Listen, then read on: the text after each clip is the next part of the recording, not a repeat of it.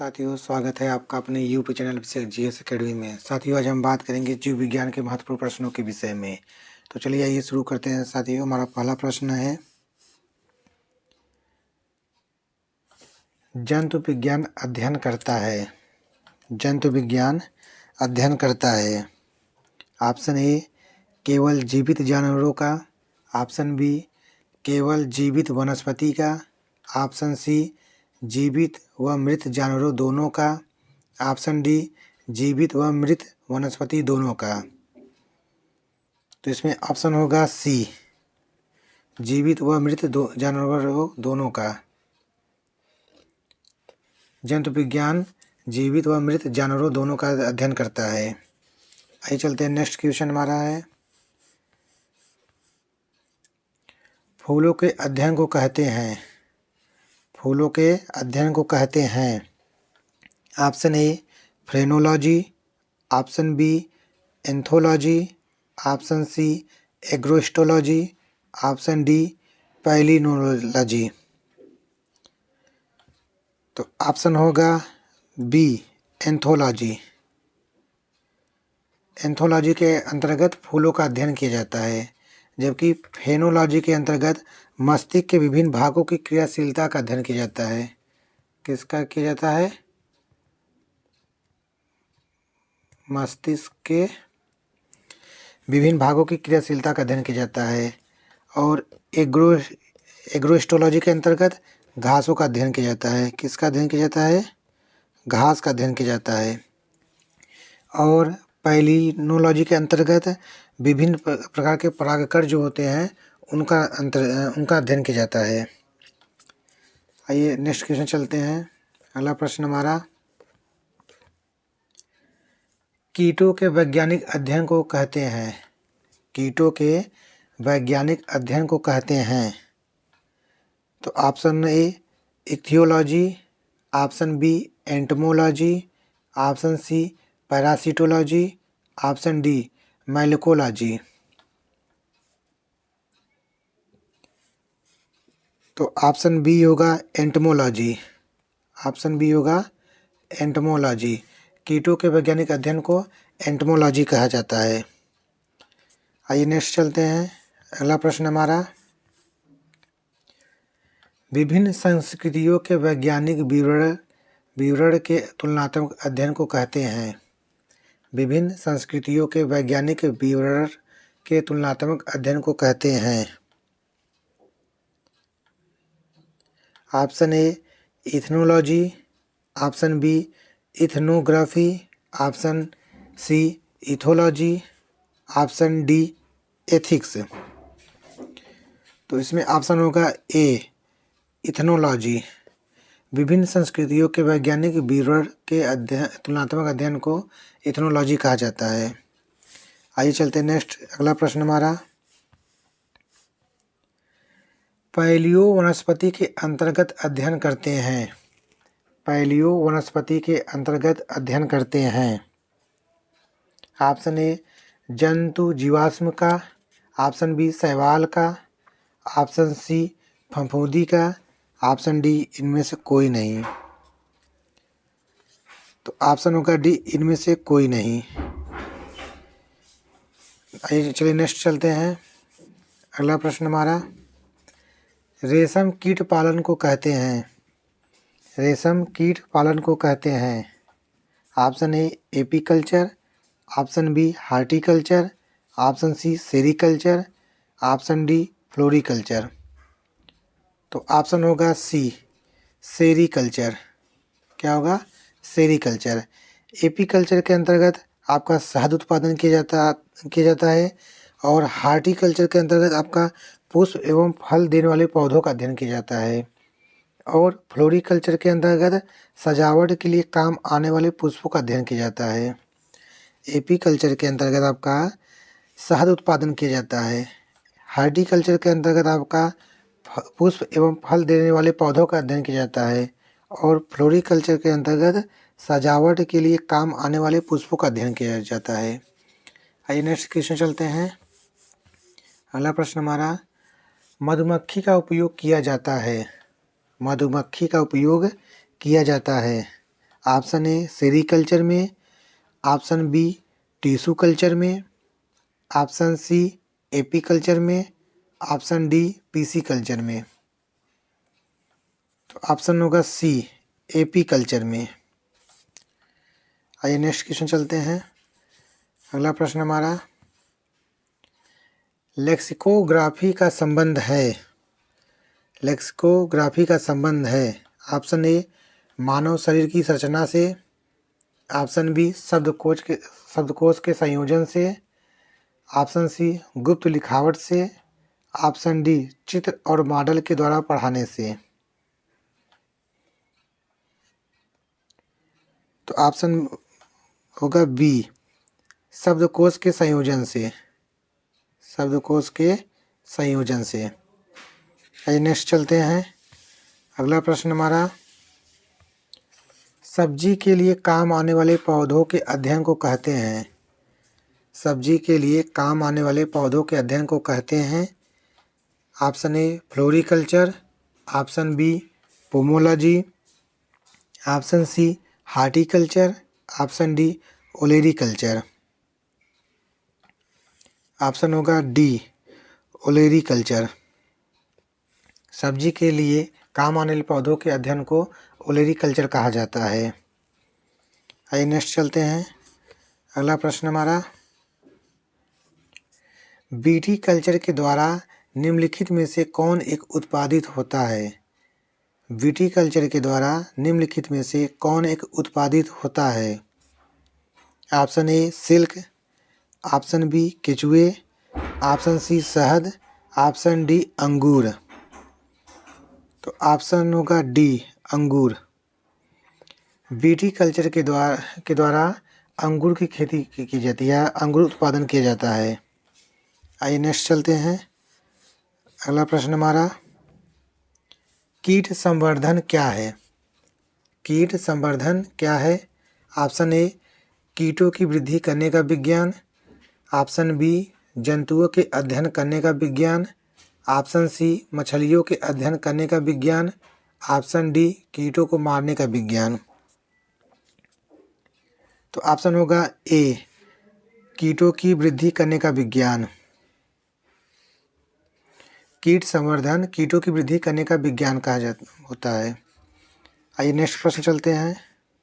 अगला प्रश्न हमारा वर्मी कल्चर में प्रयुक्त वर्म होता है। वर्मी कल्चर में प्रयुक्त वर्म होता है option A tapeworm, option B silkworm, option C threadworm, option D earthworm. Option होगा D earthworm. Vermiculture में प्रयुक्त वर्म होता है अर्थ वर्म होता है। आइए नेक्स्ट चलते हैं। अगला प्रश्न हमारा जेरोंटोलॉजी निम्नलिखित में से किसके अध्ययन से संबंधित है। जेरोंटोलॉजी निम्नलिखित में से किसके अध्ययन से संबंधित है। ऑप्शन ए शिशु, ऑप्शन बी महिलाएं, ऑप्शन सी त्वचा की बीमारी, ऑप्शन डी वृद्ध। तो ऑप्शन होगा डी वृद्ध। जेरोंटोलॉजी निम्नलिखित में से किसके अध्ययन से संबंधित है। तो वृद्धों के अध्ययन से संबंधित है।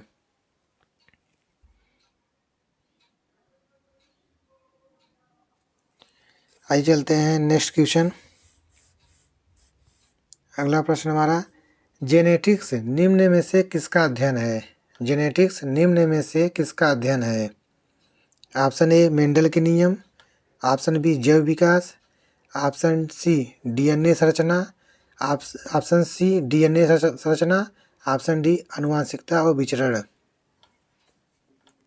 तो ऑप्शन होगा डी आनुवंशिकता और विचरण।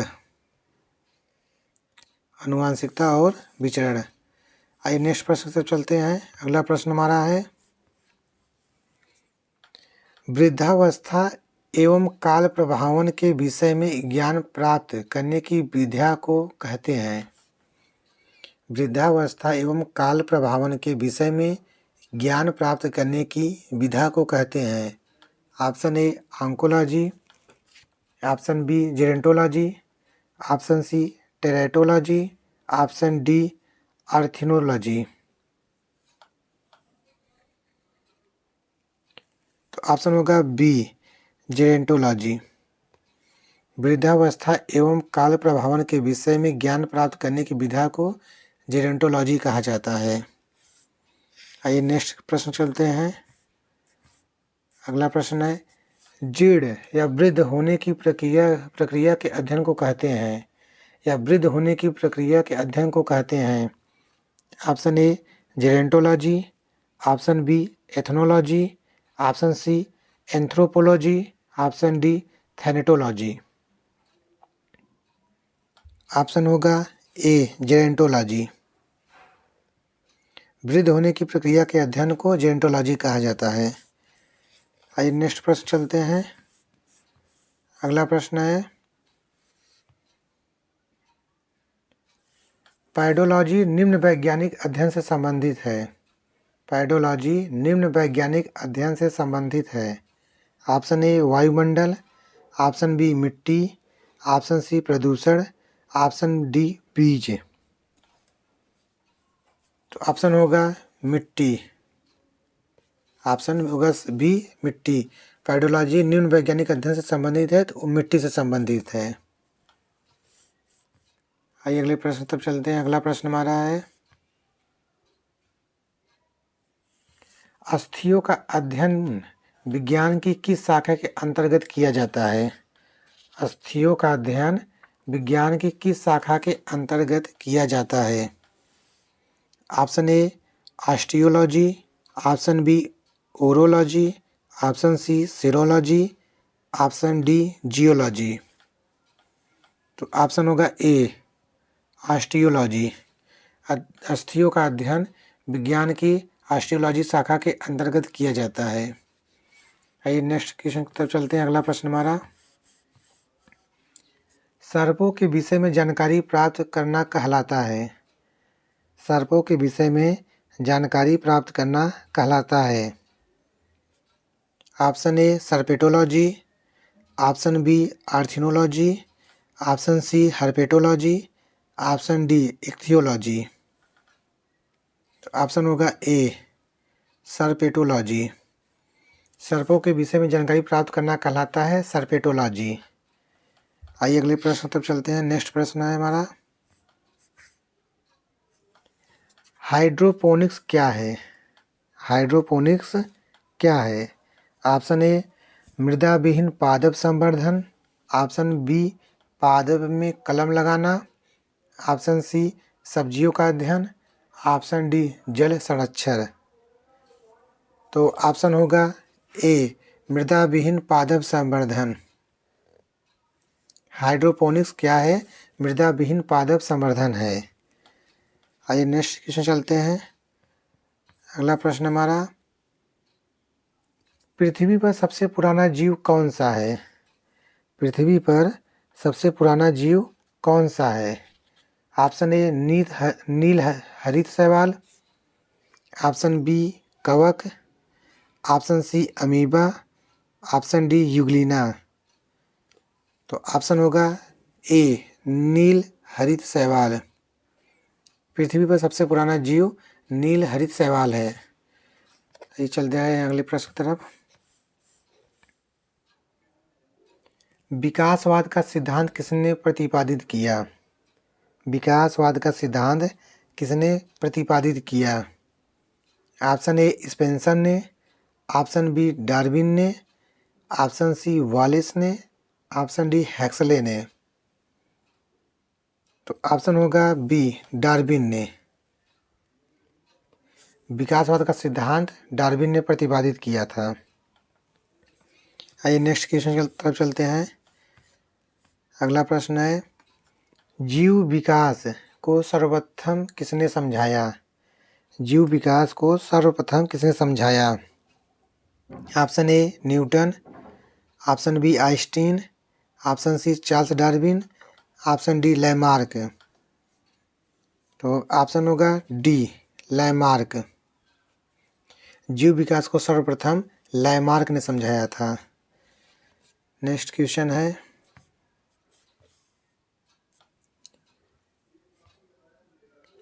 विकास के उत्परिवर्तन सिद्धांत का प्रतिपादन किया था। विकास के उत्परिवर्तन सिद्धांत का प्रतिपादन किया था। ऑप्शन ए हक्सले ने, ऑप्शन बी डार्विन ने, ऑप्शन सी लैमार्क ने, option D Hugo de bridge ने। विकास के उत्परिवर्तन सिद्धांत का प्रतिपादन किया था। ऑप्शन होगा डी ह्यूगो डी ब्रिज ने। विकास के उत्परिवर्तन सिद्धांत का प्रतिपादन ह्यूगो डी ब्रिज ने किया था। आइए नेक्स्ट चलते हैं।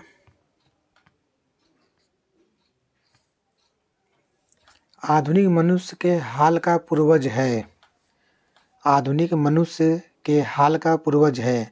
ऑप्शन ए जावा मनुष्य, ऑप्शन बी क्रो मैग्नार मनुष्य, ऑप्शन सी निएंडरथल मानुष, ऑप्शन डी पेकिंग मानुष। तो ऑप्शन होगा बी क्रो मैग्नार मानुष। नेक्स्ट चलते हैं। आर्कियोप्टेरिक्स है। आर्कियोप्टेरिक्स है। ऑप्शन ए जुरैसिक युग का सर्वपुरातन पक्षी, ऑप्शन बी जुरैसिक काल का सरीसृप, ऑप्शन सी ट्राइएसिक काल का सरीसृप, ऑप्शन डी ट्राइएसिक तथा जुरैसिक दोनों कालों का सरीसृप। तो ऑप्शन होगा ए जुरैसिक युग का सर्वपुरातन पक्षी। आर्कियोप्टेरिक्स जुरैसिक युग का सर्वपुरातन पक्षी है। नेक्स्ट प्रश्न तक चलते हैं। नेक्स्ट क्वेश्चन है, आर्कियोप्टेरिक्स किन वर्गों के प्राणियों के बीच की योजक कड़ी है। आर्कियोप्टेरिक्स किन वर्गों के प्राणियों के बीच की योजक की कड़ी है। ऑप्शन ए उभयचर व पक्षी, ऑप्शन बी सरीसृप व पक्षी, ऑप्शन सी सरीसृप व स्तनधारी, ऑप्शन डी पक्षी व स्तनधारी। तो ऑप्शन होगा बी सरीसृप व पक्षी। आर्कियोप्टेरिक्स सरीसृप व पक्षी वर्गों के प्राणियों के बीच की योजक कड़ी है। नेक्स्ट चलते हैं। मैमथ पूर्वज है। मैमथ पूर्वज है। ऑप्शन ए कुत्ते का, ऑप्शन बी घोड़े का, ऑप्शन सी ऊँट का, ऑप्शन डी हाथी का। तो ऑप्शन होगा डी हाथी का। मैमथ पूर्वज है हाथी का। नेक्स्ट क्वेश्चन चलते हैं। डायनासोर थे। डायनासोर थे। ऑप्शन ए सीनोजोइक सरीसृप, ऑप्शन बी मेसोजोइक पक्षी, option C Palaeozoic amphibia, option D Mesozoic सरीसृप। तो ऑप्शन होगा डी मेसोजोइक सरीसृप। आइए नेक्स्ट क्वेश्चन की तरफ चलते हैं। अगला प्रश्न हमारा, डायनासोर रहें। डायनासोर रहें।